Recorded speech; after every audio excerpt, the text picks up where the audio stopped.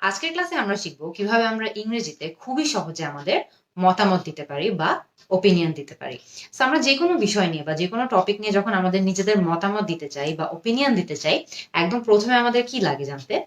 আমাদের নিজেদের personal opinion দেওয়া লাগতে পারে, আমাদের হয়তো বা আমাদের ব্যক্তিগত মতামত দেওয়া লাগতে পারে। সো ব্যক্তিগত মতামত বা পার্সোনাল ওপিনিয়ন দেওয়ার কিন্তু কিছু খুবই ইজি ওয়ে আছে। একদম প্রথমটা হলো in my opinion. In my opinion এই ফ্রেজটা দিয়ে আপনি কিন্তু আপনার মতামত যে বাক্য দিয়ে বুঝাবেন সেই বাক্যটা শুরু করতে পারেন। হয়তো আপনি বলতে চান in my opinion black is a better colour than white.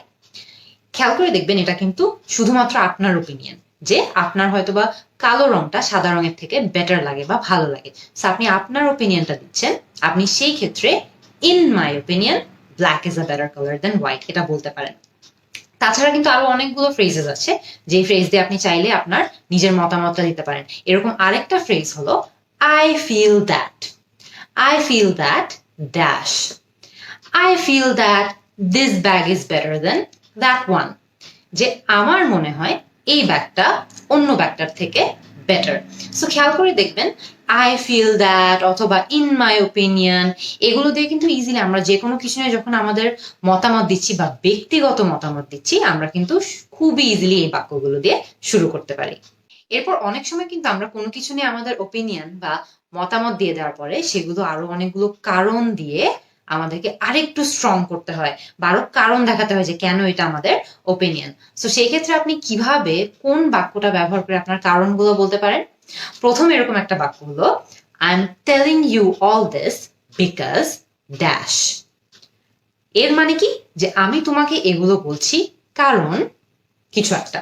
So আপনি ড্যাশে কিন্তু আপনার কারণটা বসাবেন। মনে করেন আপনি অনেক কিছু বললেন, কেন বললেন? হয়তোবা আপনি যখন একটা জিনিস হয়েছে সেই ঘটনাস্থলে ছিলেন। So I am telling you all this because I was there when it happened. যে যখন ঘটনাটা ঘটছিল আমি তখন সেখানে ছিলাম এবং সে কারণে আমি তোমাকে এগুলো বলছি। So I am telling you all this because dash.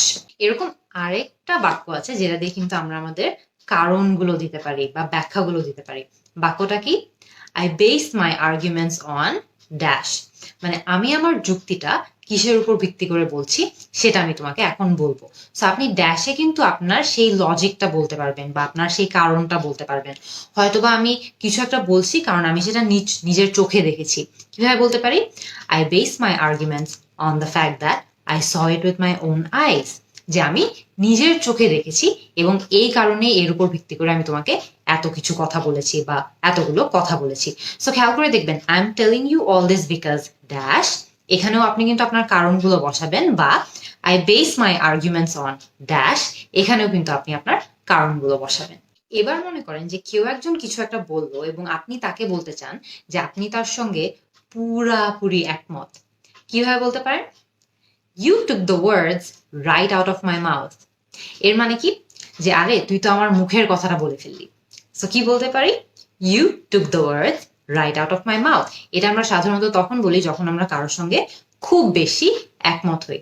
এটা একটু কমপ্লিকেটেড হতে পারে, কিন্তু এর থেকেও কিন্তু একটা খুব ইজি ওয়ে আছে যে ওয়েতে আপনি যে কারোর সঙ্গে একমত সেটা প্রকাশ করতে পারেন। কিভাবে?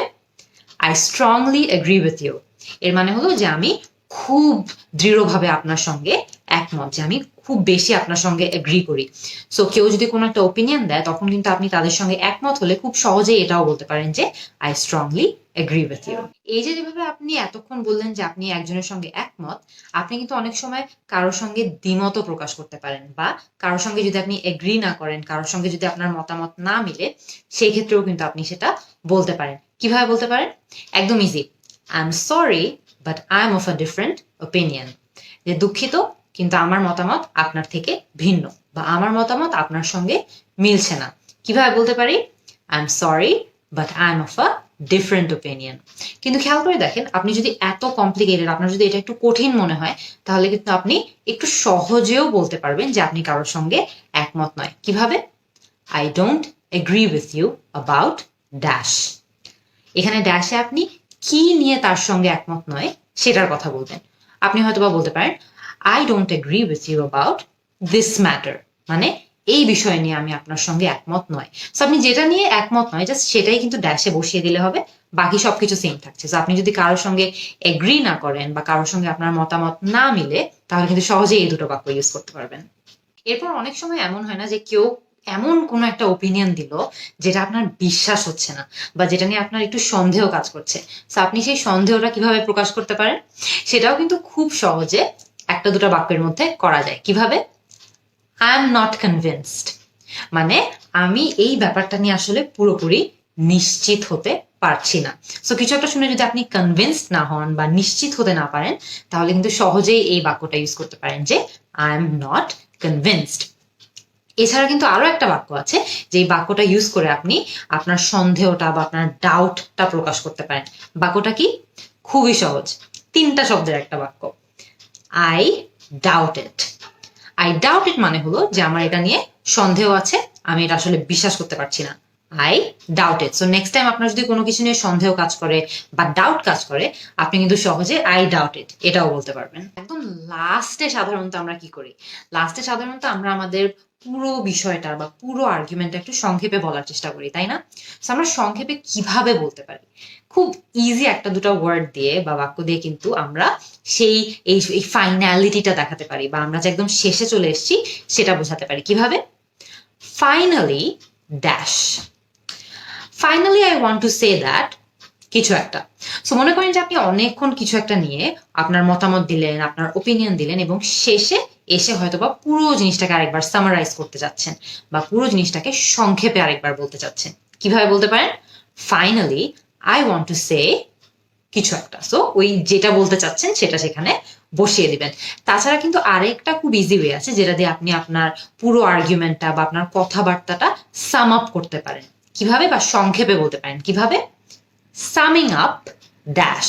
সামিং আপ কথাটার অর্থ হলো যে সংক্ষেপে যদি আমি বলতে যাই তাহলে কিছু একটা। সো সামিং আপ ড্যাশ হয়তো আপনি বলতে পারেন summing up I want to say that my opinion doesn't match yours. যে সংক্ষেপে বলতে গেলে আমি ভাই তোমার সাথে একমত না। বা finally I want to say dash. Finally I want to say that my opinion doesn't match yours. যে আমার ওপিনিয়ন তোমার সাথে মিলছে না।